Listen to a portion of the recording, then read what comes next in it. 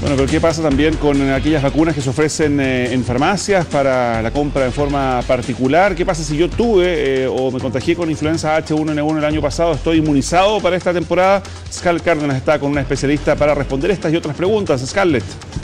Claro que sí, ¿cómo están? Buenos días nuevamente. Es un virus relativamente nuevo, por lo menos para nosotros. Yo recuerdo, doctora Katia Barca, ¿cómo está? Buen día. El año pasado en Buen Chileno le pusimos un color tremendo. Yo recuerdo cuando fuimos a confirmar el primer caso, fuimos con mascarilla. ¿Cómo es necesario cuidarse ahora? Y lo decía Mauricio en la presentación, si alguien ya tuvo este virus de la influenza humana, bueno, ¿está más propenso a tenerlo esta vez o ya está inmunizado? Lamentablemente no podemos asegurar que esté inmunizado. ¿Qué es lo que pasó el año pasado? Hubo algunos casos de personas que tuvieron 2 veces el mismo virus, la misma influenza, en el mismo año. Y eso también ha ocurrido en otras partes del mundo. Y por otro lado, todavía es un virus tan nuevo que no ha habido la oportunidad de estudiarlo tanto, por lo tanto no sabemos cuánto duran las defensas. Por eso que nosotros, para seguridad, recomendamos que todas las personas independientes, si tuvieron o no, se vacunen este año. ¿Cuáles son los grupos de riesgo? Hablemos y expliquémosle a la gente para que tenga mayor cuidado y aquellos que no están dentro de los grupos de vacunación gratuita también acudan a comprar esta vacuna. El concepto de grupo de riesgo es interesante. Si uno tuviera vacuna ilimitada, no tuviera problemas de precio ni de producción de vacuna, podría vacunar a toda la población, sería como el ideal. El problema es como hay limitación, ¿cierto?, de número de vacunas y de precio, el Ministerio entonces focaliza en aquellas personas que tienen más riesgo de enfermar o que si enferman pueden tener más riesgo de complicarse y llegar a morir.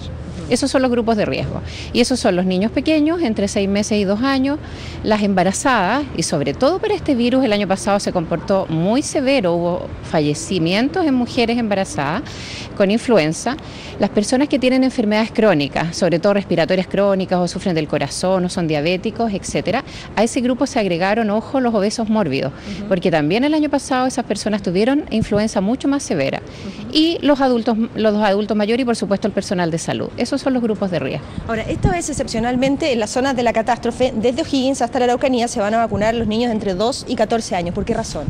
Esa es una muy buena noticia porque la verdad es que los niños, los escolares, en Chile fueron el principal grupo afectado el año pasado. Si se acuerdan, la influenza el año pasado comenzó en los colegios, se diseminó rápidamente en los colegios y el brote nuestro fue fundamentalmente en niños escolares.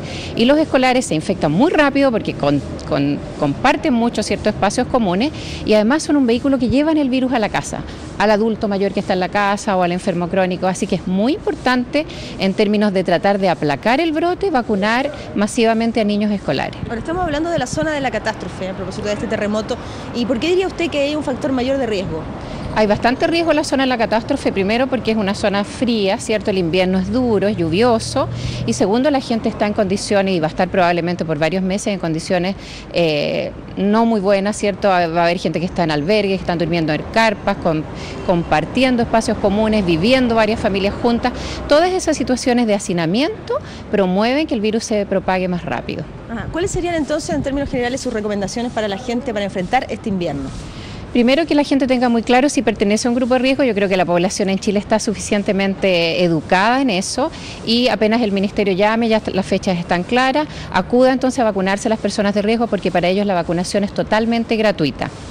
Y el resto de las personas que no son grupos de riesgo, que evalúen ellos en su familia y con su médico si quieren la posibilidad de vacunarse. La vacuna es bastante segura, ya fue probada incluso, y la persona que pueda acceder idealmente se vacune. De hecho ya está disponible en los vacunatorios privados. Mónica. Sí, es que quería hacer una consulta.